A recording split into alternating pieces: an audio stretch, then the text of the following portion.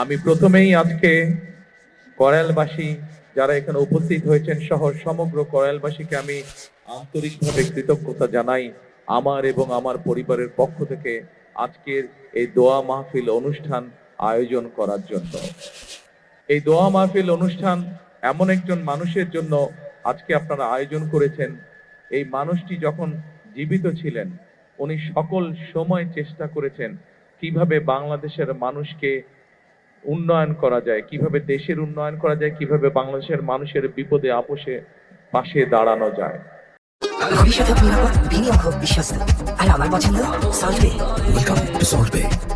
এখানে আজকে আমার সামনে বহু মা বোনেরা বসে আছেন। আপনাদের নিশ্চয়ই মনে আছে, সবার কম বেশি সকলের মনে আছে, এখানে বহু মুরব্বী উপস্থিত আছেন যে খালেদা জিয়া যখন দেশের দায়িত্বে ছিলেন সেই সময় কিন্তু ওনার সময় প্রথম মা বোনদের শিক্ষা ব্যবস্থা ক্লাস 1 থেকে ইন্টারমিডিয়েট পর্যন্ত মা বোনদের শিক্ষা ব্যবস্থা বিনামূল্যে করা হয়েছিল। মনে আছে আপনাদের মা বোনেরা? মনে আছে।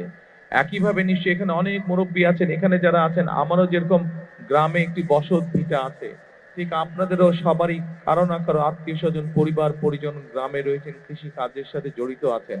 আপনাদের মনে আছে শহীদ রাষ্ট্রপতি জিয়াউর রহমান যখন জীবিত ছিলেন, উনি যখন দেশ পরিচালনা করেছেন সেই সময় আমরা দেখেছি কিভাবে উনি খাল খনন করেছিলেন, সেই খাল দিয়ে পানি এসেছিল এবং সেচ ব্যবস্থা সহ বিভিন্ন উপকার মানুষ পেয়েছিল সেই খাল খননের মাধ্যমে।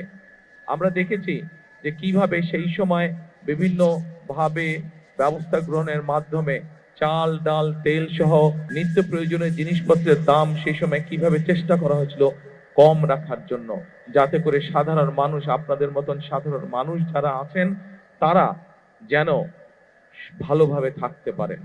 প্রিয় করাইলবাসী, আমার সামনে উপস্থিত প্রিয় মুরব্বীবর্গ, আজকে আপনারা এখানে দোয়ার অনুষ্ঠানের আয়োজন করেছেন। একটু পরে নিশ্চয়ই মৌলানা সাহেব এখানে দোয়া করবেন শহীদ রাষ্ট্রপতি জিয়াউর রহমানের জন্য, দেশনেত্রী বেগম খালেদা জিয়ার জন্য সহ আমাদের স্বাধীনতা যুদ্ধে যারা শহীদ হয়েছেন, আমাদের 24-এর আন্দোলনে যারা শহীদ হয়েছে আহত হয়েছে সহ বিভিন্ন সময় গণতন্ত্রের আন্দোলনে যারা শহীদ হয়েছে, কিছুদিন আগে এইখানে আগুন লেগে যারা ক্ষতিগ্রস্ত হয়েছেন, যারা মারা গিয়েছেন, সকলের জন্য ইনশাল্লাহ আমরা হাত তুলে আল্লাহর দরবারে দোয়া করব।